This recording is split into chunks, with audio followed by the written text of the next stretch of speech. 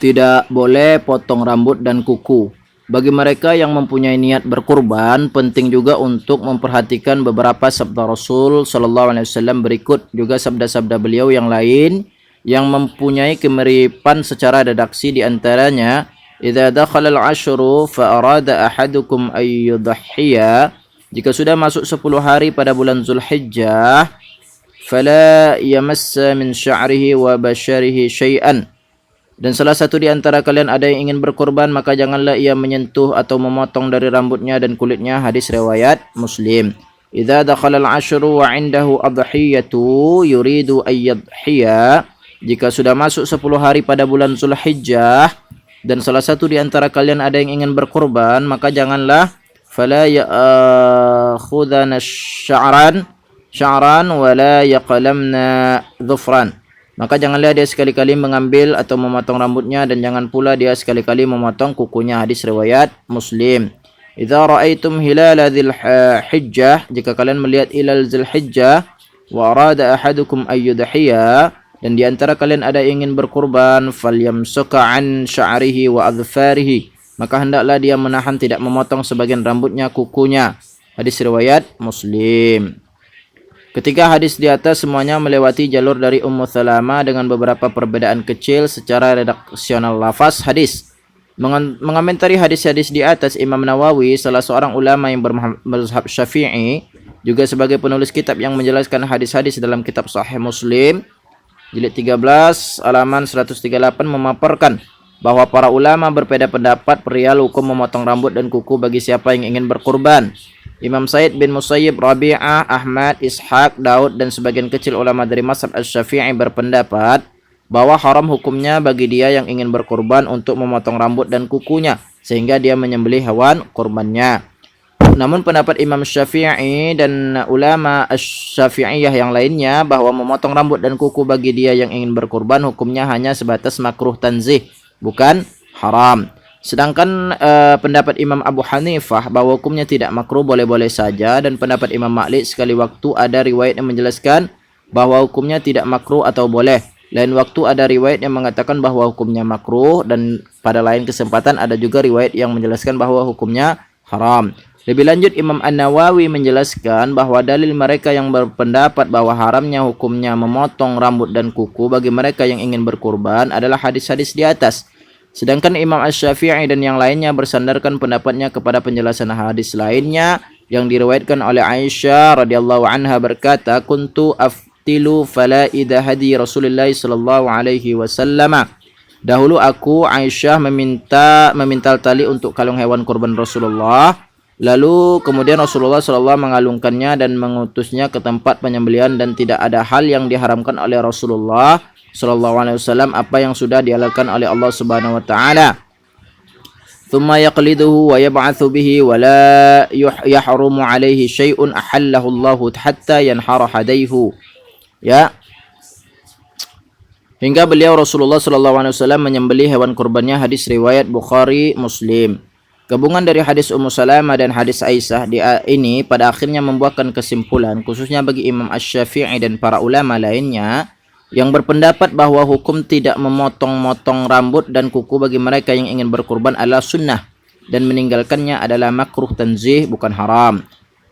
Dan hikmah dari yang dianjurkan untuk tidak memotong rambut dan kuku, baik rambut kepala, ketiak, kumis, bulu kemaluan, dan rambut atau bulu anggota badan lainnya, tulis Imam An-Nawawi lebih lanjut, adalah agar supaya anggota badan tetap lengkap atau sempurna untuk dibebaskan dari api neraka. Namun ada juga yang berpendapat bahwa yang demikian dimaksudkan agar menyerupai orang yang sedang berihram atau haji, di mana mereka juga dilarang untuk memotong rambut dan kuku selama dalam kondisi ihram atau haji, walaupun penyamaan ini dinilai lemah. Berikut teks asli dari Imam An-Nawawi dalam kitabnya Syarah Sahih Muslim jilid 13 halaman 138-39. Nomor 1977. Qauluhu sallallahu alaihi wasallam, idza dakhalatal 'ashara wa arada ahadukum ay yudhiya fala yamassu min sya'ri wa basharihi syai'an. Ya. Ini agak panjang teman-teman, saya bacakan aja ya. Wa fi riwayatin fala ya'khudna sya'ran wa la yaqlamna dhufran واختلف العلماء في من دخلت عليه عشر ذي الحجة وأراد أن يضحي فقال سعيد بن مسيب وربيعة وأحمد وإسحاق وداود وبعض أصحاب الشافعي أنه يحرم عليه أخذ شيء من شعره وأظفاره حتى يضحي في وقت الأضحية وقال الشافعي وأصحابه ومكروه كراهة تنزيه وليس بحرام وقال أبو حنيفة لا يغرقه وقال مالك في رواية لا يكره وفي رواية يكره وفي رواية يحرم وفي التطوع دون الواجب واحتج من حرم بهذه الأحاديث واحتج الشافعي والآخرون بحديث عائشة رضي الله عنها قالت كنت أفتلى قلائد هدي رسول الله صلى الله عليه وسلم ثم يقلده ويبعث به ولا يحرم عليه شيء أحله الله حتى ينحر هديه رواه البخاري ومسلم قال الشافعي البعث بالهدي أكثر من إرادة التضحية sampai kepada nanti cukup panjang teman-teman itu artinya di atas ya. Penjelasan yang demikian juga akan ditemukan dalam kitab fikih Raudhatut Talibin jilid 3 halaman 210 juga karangan Imam An-Nawawi. Di dalam kitab Imam Ar-Ramli Nihayah Al-Muhtaj jilid 8 halaman 132 juga di dalam kitabnya Imam Khatib Asy-Syarbini dalam judul bukunya yaitu Mughni Al-Muhtaj jilid 6 halaman 124 dan seterusnya. Lebih jelas Imam Al-Mawardi juga salah satu ulama dari mazhab Asy-Syafi'i dalam kitabnya Al-Hawi Al-Kabir jilid 15 halaman 7374 bahwa para ulama berbeda pendapat terkait hukum mengamalkan hadis larangan memotong rambut dan kuku bagi mereka yang ingin berkurban ke dalam 3 pendapat. Yang pertama hukumnya sunnah. Ini adalah pendapat dalam mazhab Asy-Syafi'i bahwa hadis-hadis di atas maknanya dipalingkan ke makna sunnah bukan wajib. Untuk itu maka sunnah hukumnya bagi siapa yang ingin berkurban untuk tidak memotong rambut dan kukunya selama 10 hari pada bulan Zulhijjah. Kalaupun ada yang memotong rambut atau kukunya maka hukumnya makruh bukan haram. Yang kedua hukumnya wajib. Ini adalah pendapat Imam Ahmad bin Hanbal bin Ishaq bin Rahawah bahwa hadis di atas maknanya adalah wajib mengambil atau memotong rambut dan kuku bagi siapa yang ingin berkurban. Hukumnya haram karena menyerupai mereka yang sedang berihram atau haji. Selanjutnya hukumnya mubah, maksudnya adalah memotong rambut dan kuku bagi mereka yang ingin berkurban, hukumnya bukan sunnah bukan juga makruh. Ini adalah pendapat Imam Abu Hanifah dan Imam Malik. Alasannya adalah keadaan mereka itu tidak sama dengan mereka yang sedang dalam kondisi ihram, sehingga jangankan hanya sebatas memotong rambut dan kuku, mereka yang tidak sedang dalam kondisi ihram itu halal baginya untuk berhubungan suami istri apalagi hanya sebatas memotong rambut dan kuku. Berikut teks aslinya dari kitab Al-Hawi Al-Kabir. Ini yang dikatakan oleh Imam Al-Mawardi ya, cukup panjang. Selanjutnya takwil hadis masih menurut penjelasan Imam Al-Mawardi dalam kitabnya Al-Hawi Al-Kabir jilid 15 halaman 74 bahwa yang dimaksud dengan hadis fala yamassa min sya'rihi wa basharihi syai'an, maka janganlah kamu menyentuh atau memotong rambut dan kulitnya. Ada 2 penakwilannya menurut Imam Asy-Syafi'i. Pertama, bahwa yang dimaksud dengan asy-sya'ru adalah rambut kepala, sedangkan yang dimaksud dengan al-basyarah adalah rambut atau bulu badan. Kedua, bahwa yang dimaksud dengan asy-sya'ru adalah rambut kepala atau rambut atau bulu badan, sedangkan yang dimaksud dengan kata al-basyarah adalah memotong kuku. Berikut teks aslinya.